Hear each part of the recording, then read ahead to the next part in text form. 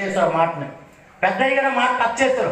ఏం కోరికలు అంటే 1:16-15 మార్కు సువార్తలో సర్వలోకానికి వెళ్ళి సర్వ సృష్టికి సువార్త యేసయ్య కోరిక. రెండో కోరిక ఏంటి తెలుసండి? తిమోతి రాసిన మొదటి పత్రిక 2:4 ఇందాక దైవజనం టచ్ చేశారు. అంటే మనుషులందరూ రక్షణ పొందాలని నేను హెచ్చరించుచున్నాను అంటాడు అక్కడ పౌలు గారు. అంటే దేవుని కోరిక అది. ఈ రెండు కోరికలు వేసైపోయినాయి. అందుకే స్నేహితుల సువార్త ప్రకటించిన పాదాలు సుందరమండి. సువార్త ప్రకటించిన పాదాలు ఎందుకు సుందరం అవుతాయి? అసలు బుగ్గి ధూళి దుమ్మె అవుతుంది. కానీ సువార్త ప్రకటించిన పాదాలు సుందరమని ఎందుకు అన్నాడు? ఎందుకంటే దాంట్లో ఉన్న ఆశీర్వాదాలు నా ప్రభువుకు తెలుసు. అది వెదజల్లడానికే. దేవునికి స్తోత్రం కలుగును గాక.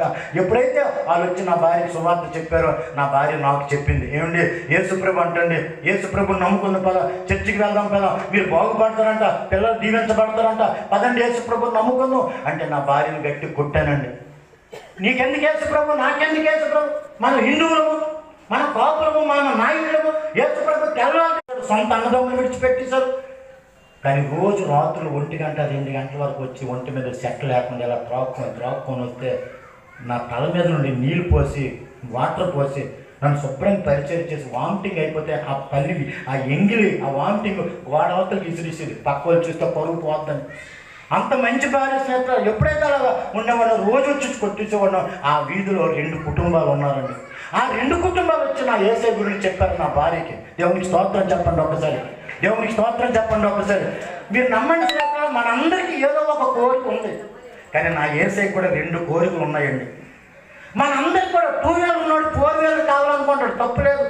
చిన్న బిల్డింగ్ ఉన్నాడు ఇంకో ఫ్లోర్ వేద్దాం అనుకుంటాడు, తప్పులేదు.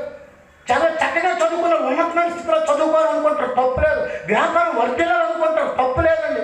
మనకి ఎలా కోరికలు ఉన్నాయో నా యేసయ్య కూడా 2 కోరికలు ఉన్నాయి బైబిల్లో. ఇందాక ఆరంలో నన్ను గణపరిచిన వారిని, అది ఒక్కటి చాలండి మన బతుకులకి. ఆయన గణపరిస్తే చాలు సార్. పొంగుబతుడండి యేసుప్రభు, తిరిగిలేని దేవుడు అండి బాబు. జాగ్రత్త, నా బ్రతుకు మామూలు బ్రతుకు. అసలు నేను బ్రతకడానికి లేదు. ఇప్పటికి ఎన్నిసార్లు నేను చనిపోతున్నాను, ఎన్నోసార్లు ఎప్పటికప్పుడు ఆయన కాపుదలు నా మీద ఉంచారు. 12 అధ్యాయాలు 33 సార్లు సూర్యుని కింద జరుగుతామని వ్యర్థమని ఉంది. సొలొమోను గారు వ్యర్థం అంటే పౌలు గారు ఏమన్నారు తెలుసండి? 15:58 క్రీస్తునందు మీ ప్రయాసము వ్యర్థము కాదు. చప్పుడు కొట్టండి ఒక్కసారి. దేవునికి స్తోత్రం కలుగును గాక. సొలొమోను గారు వ్యర్థం అంటే పౌలు గారు వ్యర్థం కాదు. ఈరోజు ఎంతమంది దైవజనులు, బిజీ షెడ్యూల్ దైవజనులకి, ఎంతమంది దేవుని పిల్లలు. ఎందుకంటే ఈ ప్రయాసం వల్ల కనీసం ఒక ఆత్మీయ రక్షణ పొందితే రేపు ఉదయం పరలోకంలో లెక్క. గట్టి చప్పుడు కొట్టండి అమ్మ, కొట్టండి. దేవునికి స్తోత్రం కలుగును గాక. దేవునికి